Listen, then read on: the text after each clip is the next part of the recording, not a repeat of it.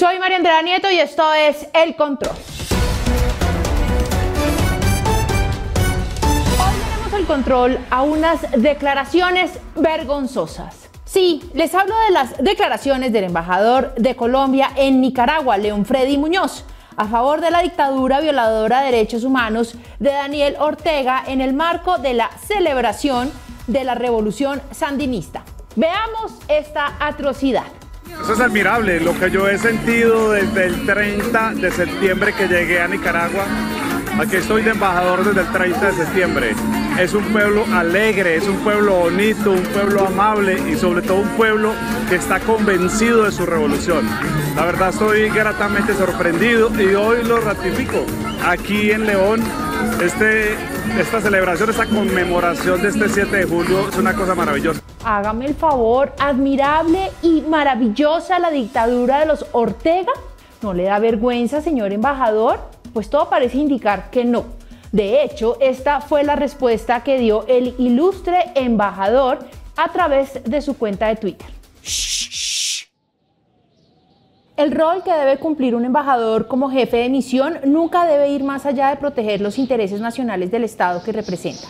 En este sentido, los intereses nacionales sensibles que el Estado colombiano promueve desde la embajada que presido son tres: velar por los connacionales colombianos residentes en Nicaragua, promover el comercio y turismo entre los dos estados y dar a conocer la cultura colombiana materializada en artes y academia en forma de poder blando. Y entonces, ¿por qué defendió la dictadura? Eso no está ahí en ese listado de esas tres cosas.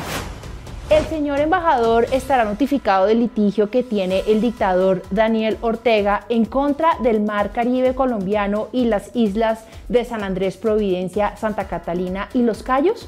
¿Qué va a hacer si Daniel Ortega vuelve a ganar este jueves en La Haya y nos siguen quitando soberanía sobre las islas? Es una cosa maravillosa.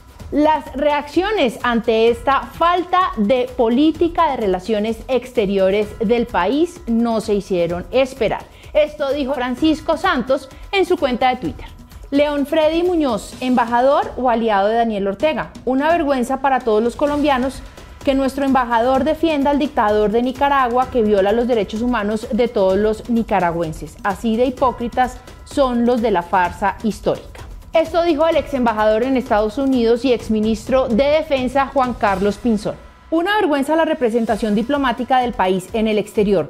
Este funcionario es indigno, ofende a víctimas de la dictadura y afecta los intereses del país. El régimen de Ortega es cuestionado por crímenes. Colombia tiene una controversia muy seria con Nicaragua. Incluso desde el Congreso de Estados Unidos, el senador republicano Marco Rubio también cuestionó el proceder del embajador de Colombia en Nicaragua. Es inconcebible que el embajador del gobierno de Petro aplauda una revolución marxista y sangrienta. Es un grave insulto a todos los nicaragüenses y exiliados que aún sufren las repercusiones de los sandinistas. Dicen que el canciller Álvaro Leiva estaba furioso con el embajador León Freddy Muñoz y que lo mandó a llamar para que rindiera cuentas.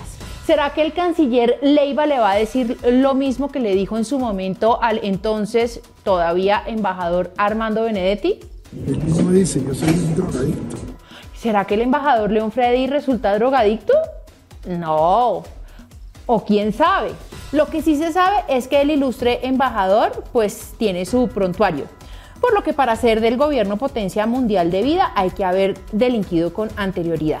A León Freddy Muñoz le imputaron cargos por narcotráfico cuando era congresista del Partido Verde, en una escena que se quedó grabada en las cámaras del aeropuerto El Dorado de Bogotá. ¿Regañará el canciller Álvaro Leiva al embajador de Nicaragua? Pues quién sabe, porque si el jefe, o sea el presidente Petro, dijo en Berlín que la caída del muro de Berlín había sido lamentable. El derribo del muro de Berlín trajo una oleada neoconservadora, una destrucción del movimiento obrero a escala mundial, un debilitamiento formidable y una pérdida entonces de valores de izquierda. ¿Qué de malo tendría admirar una dictadura violadora de derechos humanos? La tradición diplomática de Colombia había estado siempre por encima de la política. En su historia republicana, el país se había caracterizado por tener buenas relaciones con el mundo entero, cuidándose de caer en los fanatismos ideológicos que aíslan.